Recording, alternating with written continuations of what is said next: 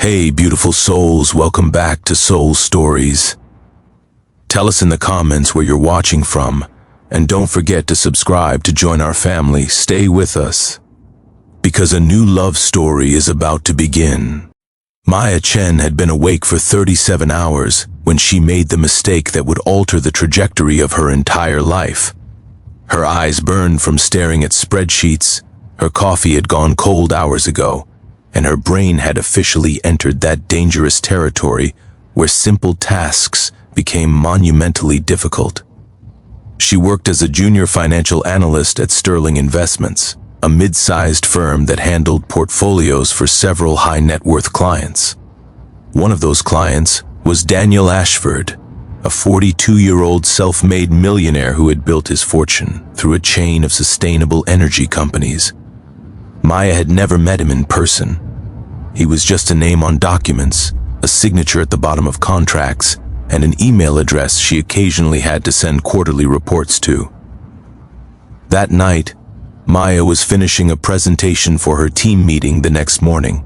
She had promised her younger sister, Lily, that she would send her a photo of herself in the ridiculous flamingo-print pajamas Lily had gifted her for her birthday.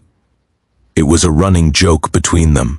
Lily always bought Maya the most absurd sleepwear she could find, and Maya would model them with exaggerated poses and send photographic evidence. Maya snapped the picture in her cluttered apartment, striking a mock fashion pose with her hair in a messy bun and her glasses slightly crooked on her nose. She was laughing at herself as she attached it to a message and hit send. 3 seconds later, her blood ran cold. The email had gone to Daniel Ashford. She stared at her screen in horror, watching as the sent confirmation mocked her.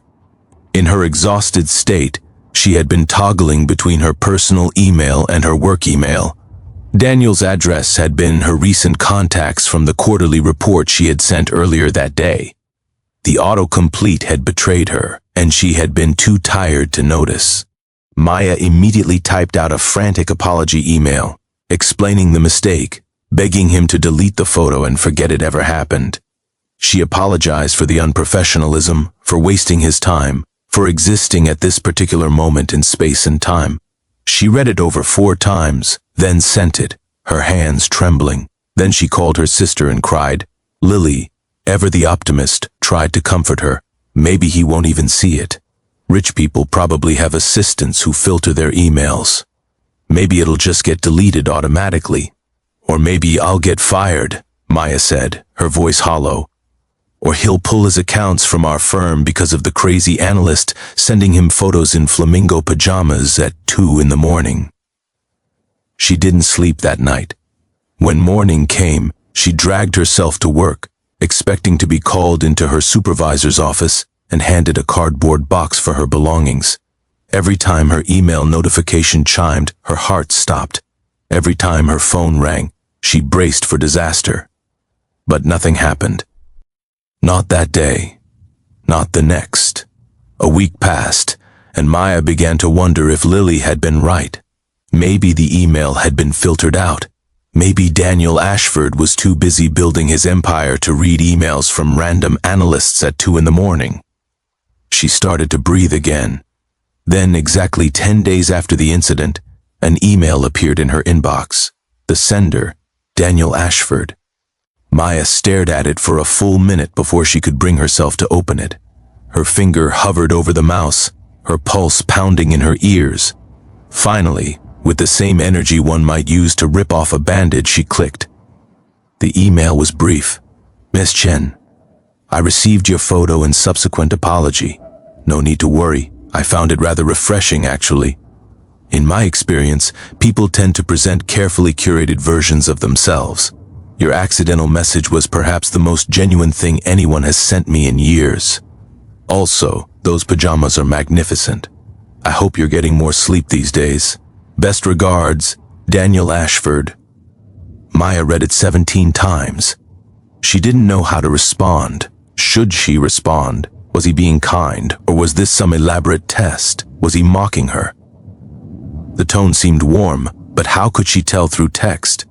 After consulting with Lily, who squealed with excitement, and insisted this was the beginning of a romantic comedy. Maya composed a careful reply thanking him for his understanding and promising it would never happen again. His response came within the hour. "That's unfortunate. I was hoping for occasional updates on the pajama collection." Maya laughed out loud at her desk, drawing curious glances from her coworkers. Before she could overthink it, she typed back, "My sister makes it her mission to find the most ridiculous sleepwear in existence. Last month's was covered in tacos wearing sombreros. I need photographic evidence of this," he replied. Then, a moment later, a second email. "That was inappropriate. Please disregard. I apologize." Something softened in Maya's chest. This man, this millionaire whose net worth could buy her apartment building several times over, was just as uncertain about boundaries as she was. He was human. Awkward even. "I'll consider it," she wrote back, "if you tell me what the most ridiculous thing you've ever worn is." Their correspondence continued. At first, Maya told herself it was harmless, just two people sharing silly stories to break the monotony of their days. But as weeks turned into months, the emails grew longer, more personal. Daniel told her about his childhood in rural Oregon, about the father who had abandoned his family and the mother who had worked 3 jobs to keep them afloat. He told her about his first failed business, a tech startup that had crashed spectacularly and left him sleeping in his car for 6 months.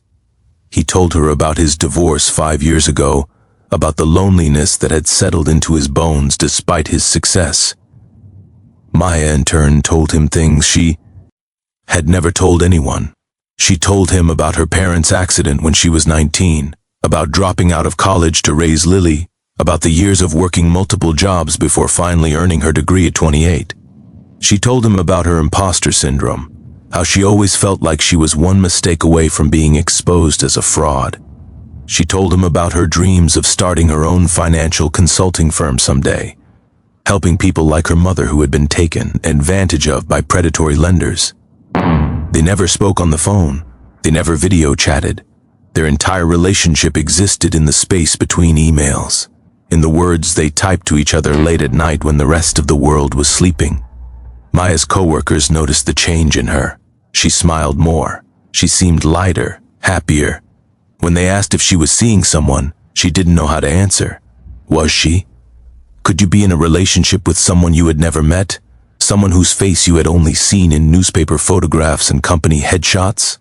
6 months after the pajama incident, Daniel sent her an email that was different from the others. It was shorter, more formal. He informed her that he would be visiting the Sterling Investments office next week to discuss restructuring his portfolio. He hoped she would be available to meet. Maya panicked. The version of herself that existed in those emails, the witty, confident, vulnerable woman who shared her deepest thoughts.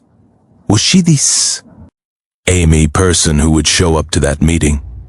What if he was disappointed? What if the magic they had created through words didn't translate to real life?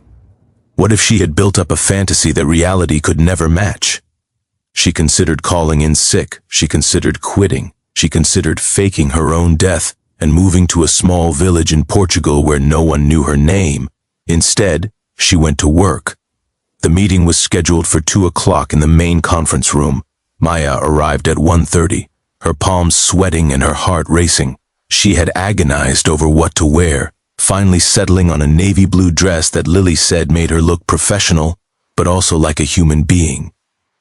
When Daniel Ashford walked through the door, time seemed to slow.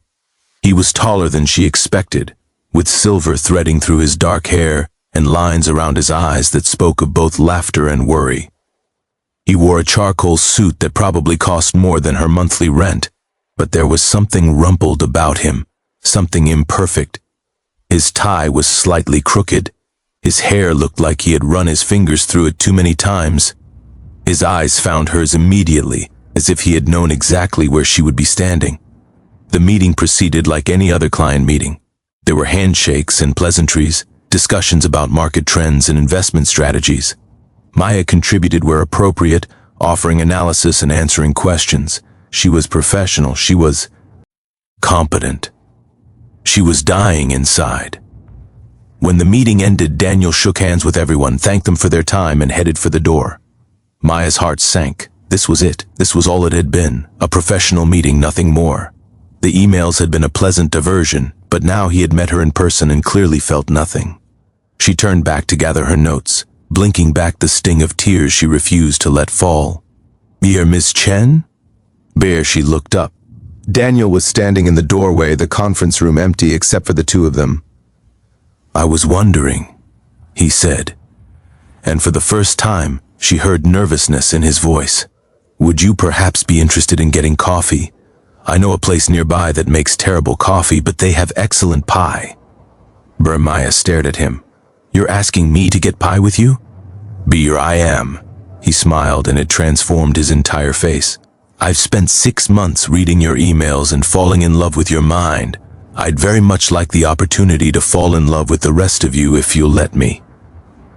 The words hung in the air between them. Maya thought about all the reasons this was a bad idea. He was a client, he was wealthy, they barely knew each other, the power dynamics were completely unbalanced. She thought about all the ways this could go wrong, all the potential for heartbreak. Br. Then she thought about the last 6 months. She thought about the way his emails made her feel seen, understood, valued. She thought about the man who had responded to an embarrassing accident with kindness instead of judgment, who had revealed his own vulnerabilities instead of hiding behind his wealth and status. "I should warn you," she said. "I'm very particular about pie." His smile widened. "I would expect nothing less from a woman with such discerning taste in pajamas." They went for pie and coffee. And then, 2 hours later, dinner. They talked until the restaurant closed, and then they walked through the city streets still talking. Maya told him about the things she had been too afraid to write, about her fear that she wasn't enough, about her worry that he would see her in person and wonder what he had ever found interesting about her. Daniel stopped walking and turned to face her. The streetlights cast shadows across his face, making him look vulnerable in a way his corporate photos never captured. "Can I tell you something?" he said. "Anything. When I got that photo, when I saw you laughing in those ridiculous flamingo pajamas, completely unguarded, completely yourself, it was like a window opened. I had been so surrounded by people who wanted something from me, people who performed for me, that I had forgotten what authenticity looked like." He reached out and took her hand. "You reminded me. And then every email you sent reminded me again. You are more than enough, Maya Chen. You are extraordinary." Maya felt tears spill down her cheeks, and she didn't try to stop them. For the record, she said, "I was terrified to meet you today. I thought you might be disappointed." "Disappointed?" He laughed softly. "I was terrified you wouldn't give me a chance. I'm 20 years older than you.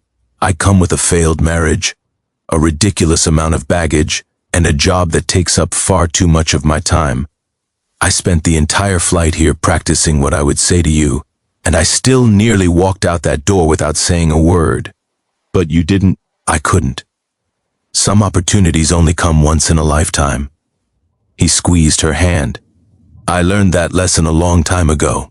When something matters, when someone matters, you don't let fear make the decision for you." They stood there on the sidewalk, two people who had found each other through the most unlikely of circumstances. A tired analyst and a lonely millionaire, connected by a technological mishap and sustained by the words they had shared across the digital divide. Maya thought about the butterfly effect, about how one small moment could cascade into something enormous. If she hadn't been exhausted that night, if she had paid closer attention to the email address, if autocomplete hadn't betrayed her, none of this would have happened.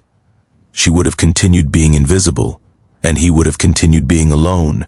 Instead, a pair of flamingo pajamas had changed everything.